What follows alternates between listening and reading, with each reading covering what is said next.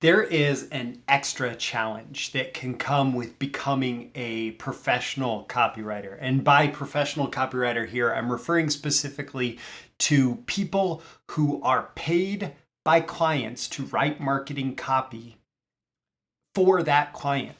And so if you're getting paid to write in somebody else's voice for somebody else, you run into this challenge. You have to figure out how to write in someone else's voice. So as a writer, like if I'm writing content for myself, of course it's easy for me to talk to talk in whatever style that I want to talk in because it's me, it's my personality coming out, right? But if I'm suddenly writing for somebody else, how do I write in a way where it feels like I've captured their voice and somebody who is a known person to them, or like a friend? If a friend reads that copy, are they going to think, geez, somebody who was not you wrote that? Or did you write this? It's pretty interesting, right? And so today I want to give you 5 tips for writing in your client's voice. It is Mailbox Monday, and today's episode comes out of a question that I got in my mailbox. The question that I got from Brian was, the biggest challenge I'm facing, I asked for a question or a challenge. So he says, the biggest challenge I'm facing is writing in other people's tone of voice, from Brian. And if you have a question that you'd like to have answered in an upcoming Mailbox Monday episode of Breakthrough Marketing Secrets, especially if it's about copywriting, marketing, business building, entrepreneurship, those type of topics, you can go to breakthroughmarketingsecrets.com/ask. That link is in the description and you can submit your question. With that, let's dive into the answer of today's question, and I'll give you those 5 tips for writing in your client's voice. These are the proven direct response marketing, copywriting, and entrepreneurship success strategies you can use today to write your own ticket and create the life you want. I am Roy Furr, and this is Breakthrough Marketing Secrets. Now, here's today's breakthrough. All right, before I can reveal tip number 1 to you, I have to reveal today's sponsor. Today's episode, as usual, is sponsored by yours truly, me. That's right, Roy Furr. I'm the sponsor. And the first link in the description is to the Story Selling Master Class. Now, when I first launched this, I did not have my BTMS Insiders training library. And so I launched this for $497. And I had people lining up to buy it. They loved it. It was worth every penny. But today you don't have to pay $497 to start going through the Story Selling Masterclass. In fact, you don't have to pay $497 to complete the whole thing, because it is part of BTMS Insiders, which is like Netflix for copywriting and marketing training. So you pay one low monthly fee, it's $97, and you get instant streaming access to the entire catalog, including all of the Story Selling Masterclass, where you will learn the 3 pillars of highly effective story selling.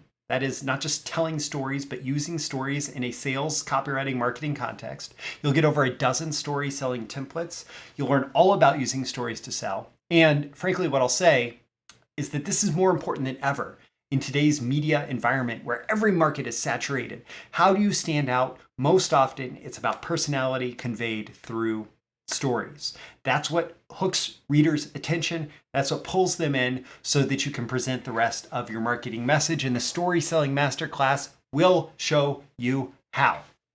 So with that, let's dive into those 5 tips to write in your client's voice. Tip number one, here's a fast hack to capture your client's voice. Record your conversations with them. Record your conversations with them. Pretty much every client call that I have at this point is on Zoom, and I'm recording everything. Obviously, Zoom tells them that it's being recorded, so anything that they say is understood to be something that's on the record. And for example, I had a call, I'm remembering this one in particular a couple of years back, this financial newsletter editor. He has all this background in tech stocks, all of that. And eventually, pretty late in the call, I asked him, so why did you get into all of this to begin with? And he went off on this long story about how his dad had done pretty well as an entrepreneur, but then passed away young, just before retirement. Suddenly, his mom is sitting on this pile of cash and investments, and she doesn't quite know what to do with it. And so this guy, who was getting a start in journalism, decided to transition into writing about investments so that he could figure out how the heck to help his mom invest the money. And from that beginning, he became like, he talked to many of the world's greatest investors and became this world-known financial writer, investment writer. And it was a compelling story that gave a reason why that made him more interesting than somebody who would just say, I got into writing about stocks because I thought it was an opportunity to make money. So record your conversations. Or for my very first freelance client as a copywriter, I worked with David Bullock, and the product that I was specifically working with him to sell was a seminar that he'd put on, the recordings of the seminar. And he actually told his story during the seminar. So one of the things that I was able to do, actually most of the copy was written for me by going through, and I captured his story in my notes, and then I retold the story in my copy. Boom. It was done, right? And it was all about having a recording of the client talking in both cases. Today, I also use a tool called otter.ai, and it actually takes an audio file or a video that you upload and it transcribes it. It's never perfect because it's AI, but it is a very fast and easy way to get transcription, so you can actually scan through, and you can even use the recording and it will follow along with the transcript as you play the recording back, and you can just pull chunks of copy or statements out. And so you can use their words very, very easily. And then you finesse it into the copy that you need to write. All right. So that was tip number 1. The fast hack to capture your client's voice is just use a recording of them talking. Whoo. All right. Number 2, if you do this one thing, clients will think you nailed their voice. If you do this one thing, they'll think you nailed their voice. Ask the client to tell their stories.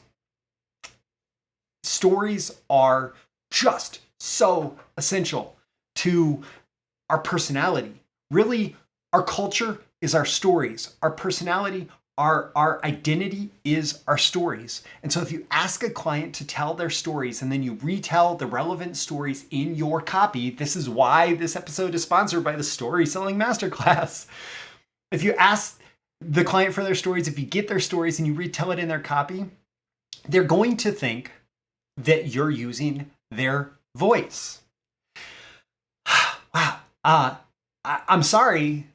This might sound too simple, but it is very true. It works.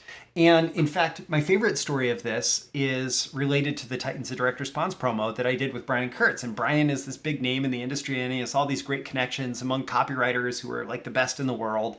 And Brian hired me to do the sales letter for the Titans of Direct Response. And so I'm talking with Brian, I'm working with Brian, I'm creating the sales letter, all of this, and it's an entire process, and there's a bunch of stories in that. And there are a bunch of stories in the letter. There's a bunch of stories in the creation process as well. But basically what I did was I captured all of the Brian stories and the boardroom stories with his mentor, Marty Edelston, and Titans of Direct Response was an event a memorial event for Marty Edelston. And I captured all of those stories and I arranged them in the copy in a way that made the most sense to me. And then the sales letter gets published and Brian gets a call from Paris Lampropoulos, a top A-list copywriter, very successful copywriter. And Paris says, Brian, I want to talk to you about the Titan sales letter. And Brian is, nervous that he's going to get a new one torn by Paris. And so Brian says, okay, Paris, what's up? Is there something wrong? And Paris says, no, I didn't know you could write that well. And so my copy, because I used Brian's stories and my copywriting ability, fooled a top copywriter who is one of Brian's best friends. This copywriter thought that Brian had written the promo. At least the first reaction was, I can't tell, right? And so if you're looking to capture the client's voice and you figure out a way to use their stories to tell the entire sales message, or enough of the sales message that when you fill in additional things in between, that those additional things don't distract from the voice, well, that is a highly effective way to capture the client's voice, to use their stories. Now, here's something completely different. Now for something completely different. Tip number 3, is to use these logical levels to nail their voice. Have you ever heard of the Dilts logical levels? Robert Dilts is an NLP trainer, neuro-linguistic programming NLP trainer, very well known for lots of work in the field of NLP. And one of the concepts that he created or shared or put together is this idea of the Dilts logical levels. And basically it's like if we are an onion and you peel back all the layers to find our true identity, this is what those layers are, like what they are, what they represent. And there's a lot of different layers to it, everything from environment to behavior and all this stuff that's really on the outside. But our innermost levels are identity, beliefs, and values. And so if you are, for example, able to recognize, for one, people often use religion as a core of their identity. And so their identity could be based in being Christian, or it could be based in, a specific group within Christianity. So Catholic, it could be based in being Muslim or Buddhist. It could be based in being atheist. If we're using religion as the reference point for identity. Their identity could be in the career that they've chosen. Their identity could be in their family. Their identity, we have lots of identities. If you understand their identities and you write from that understanding, you're much more likely to choose language that's going to resonate with their voice. Likewise, another level, further out, identity is really the core inside the logical levels. Another level further out is beliefs and values. And so if you are able to connect with the client and understand their beliefs and values about especially things related to your selling message, then it's going to sound more like you write in their voice. So for example, Brian Kurtz, he has since written a book called Over Deliver. And one of his values, and one of the values that came from his work with Boardroom Inc., was just over deliver, just give so much, especially in terms of bonuses and all of that. And so when it came time to talk about the offer, I was able to talk about what great lengths Brian went to over deliver on this offer, because it came out of his beliefs and values as a direct marketer.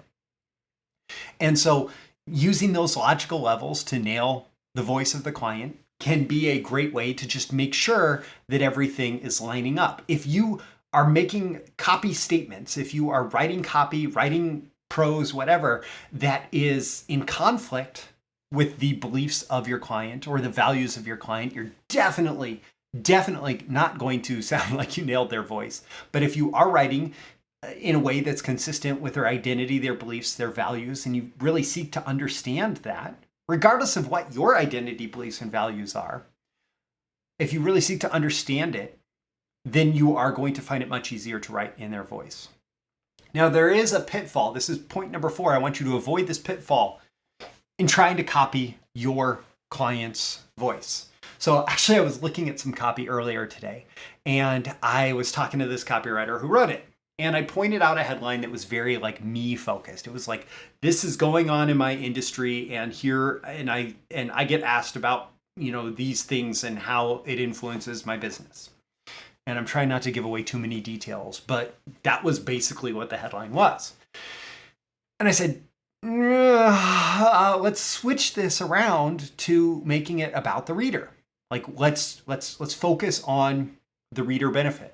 And so rather than this is going on in my industry, and so it changes how I run my business, I'm running my business to serve you. And here's how that's informed by what's going on within the industry, right? And his first response, and I got to give him credit because his first response was not his final response. His first response was, that's basically what the client said. And I said, well, your goal, if the client gives you something and it's not quite copy, your goal is to reword it to meet your needs as a copywriter. And ultimately, if the client is signing off in it in the end, it becomes their words. And so you can change the core meaning, the core idea that they were trying to convey. You can change the presentation of that core idea without changing the idea itself. And so if you flip that around. Instead of it being me focused, me, you make it you talking to the reader in line with my you focused suggestion, and still make sure you're saying the same thing. You're coming from that same place of meaning that the client was trying to convey. Yes, then it's still in their voice, but it is much better copy. Now, the ultimate goal in writing in the client's voice, this is tip number 5, your ultimate goal in writing in the client's voice is to have the client say, and I was, frankly, I was surprised. I still felt like a bit of a rookie copywriter, but I got this from my very first client, David Bullock. He said, geez, Roy, this is just like I wrote it, but it's better. And that's exactly what you're trying to get. Also, Paris's reaction to the Titans letter. It was like, Brian, this is just like you wrote it, but I didn't realize you were this good of a copywriter. I'm like, yes. And Brian actually gave me props from stage at Titans in front of hundreds of highly successful direct marketing industry leaders for that particular story, that particular comment. And so in the context of this, that's just like I wrote it, but better. Really, your copy should read as if the client became a great copywriter, but wrote it from their heart and their experience, from their knowledge, their experience, what they know and what they feel. And if you follow these tips, and I'll just run through them again really quick, just because I think that might be useful. Number 1, record your conversations. That's the fast hack to capture your client's voice. Number 2, use stories. Like, ask the client to tell their stories and use them in the copy. If you do this, the client is going to think that you nailed their voice. Number 3, consider their identity, beliefs, and values, those DILTS logical levels at the core of who we are, in order to nail their voice. Number four, avoid that pitfall of using the client's words specifically as opposed to using the core meaning, and make sure that when you are using what they're saying, that you convert it into copy. And number 5, keep working at that copy and refining it until the response that you get when your client reads it is, hey, that's just like I wrote it, but better. And then you will have known that you nailed the client's voice. Don't forget, if you have a question that you'd like to have answered, you can go to breakthroughmarketingsecrets.com/ask. That link is in the description. And check out the sponsor of today's episode, the Story Selling Masterclass. The templates specifically inside that program give you like the framework for effective selling stories that you are going to use in different contexts. They don't actually give you the details or the specific language you use. This whole idea of working from frameworks and making sure you hit the right points, but not try to copy specific language, it's going to make you a better copywriter. And in the context of selling stories, you have opportunities to, like, for example, ask your client about how they came up with a product, and you're going to notice as they tell the story the details that fit in with the inventor story. And then you're going to be able to ask for more details to fill in all the blanks, and you can go back and you can edit and shift it around and make sure that you cover all the important beats, all the important elements. And then you've told a great inventor story about why that product exists in the first place. And that can be incredibly compelling. And again, the Story Selling Masterclass has over a dozen of those that you can use, that you can draw from. The link is in the description. I'm Roy Furr. This is Breakthrough Marketing Secrets. And hey, with every episode, I'm here trying to help you increase your marketing genius and really nailing that voice so the copy sounds like it's from whoever signed it at the bottom. That's a pretty big aspect of marketing genius, because people buy from people they like. And if your clients, prospects like them, they're going to be more responsive when the copy reads like they wrote it. So go ahead and go do that and show off your marketing genius. I'll catch you again in the next episode. Thank you once again for tuning in to this daily episode of Breakthrough Marketing Secrets. Remember, check out the links with this episode for even more value. Now make sure you like, comment, share, subscribe, and engage in every way you can to keep this show going and growing and delivering daily value to you. I'll catch you soon for your next big breakthrough.